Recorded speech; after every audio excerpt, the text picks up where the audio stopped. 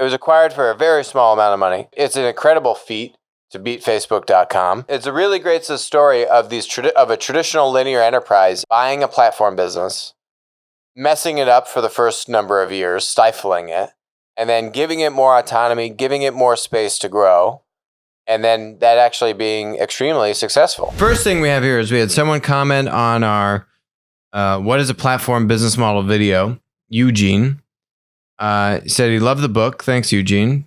Appreciate that. And question, I've been trying to Google what you think about Reddit.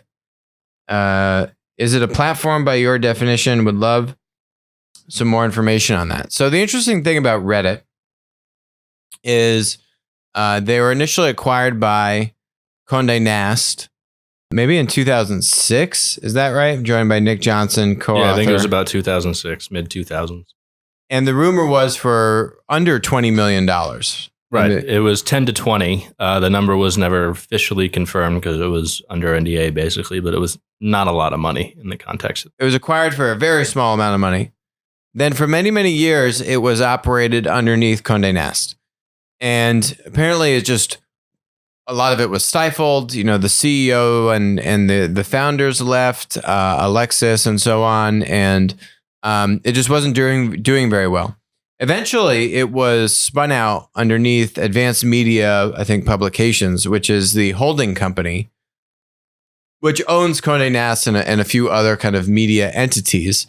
And when it was spun out underneath Advance, it was given a lot more autonomy. It was given more capital.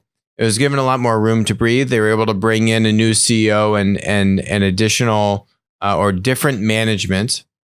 Right. And there's a series of other things that then that team was able to employ in their strategy to make the platform successful. So it wasn't that the platform was non-existent while it was under Condé Nast, but the team wanted to be able to take a lot more risks, to do a lot of different activities to approach growth. They also had the problem where they were competing with the core business for resources, and what you ended up happening is the Reddit business basically got starved of money to the point where I think at one point they basically begged their users to give them money because they didn't have enough to like continue to hire developers and that kind of stuff. So they were like similar to what Wikipedia does, where like, please donate to us so we can continue to operate Reddit. Once it got separated out from the core business and put under this Advanced Media Publications piece, it started to get the resources it need to actually invest in and grow the business. It wasn't being treated like a mature business unit that needs to be profitable and gets judged by the same metrics as a lot of their magazines did. Right. And Condé Nast was basically just taking all of the L in the P&L from Reddit. And so that didn't make the executives happy about having all of these losses for this thing called Reddit because it wasn't making any money. Now, fast forward to today, or fast forward to last May of 2018, and it was announced that Reddit surpasses Facebook to become the third most visited website in the United States. Now, just to note, this is websites. So this isn't necessarily, top digital destination between web and mobile and the whole thing. But top 3 websites in the United States. I think desktop websites, actually, to be clear. Anyway, it's an incredible feat to beat Facebook.com. And so Reddit's clearly doing very well today. I think the most recent valuation, at least that I could find, again, Advance is private and it's not necessarily public. It was around a $2 billion valuation, but that could be grossly understated just if they're the number 3 place. And and they're starting to actually build a real advertising business with that. Exactly. So that's going from a growth business to one that actually makes real revenue now. And that's become a part of their story over the last 12 months.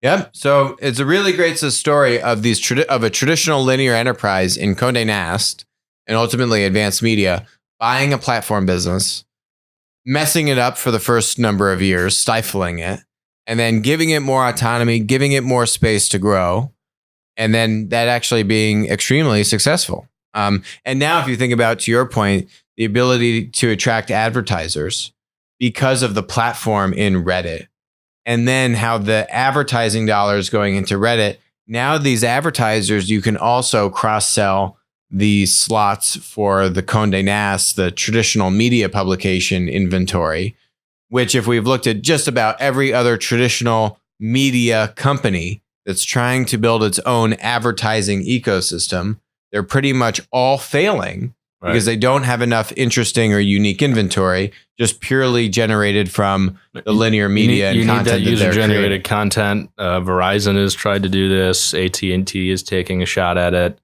There's a number of others in the past that basically say, let's get all this linear content together, and that should give us enough scale to compete with Google, Facebook, and so on. But it doesn't, because you need that user-generated content. You need that network to actually compete with them. They kind of just see Google and Facebook are big, so let's go make some acquisitions.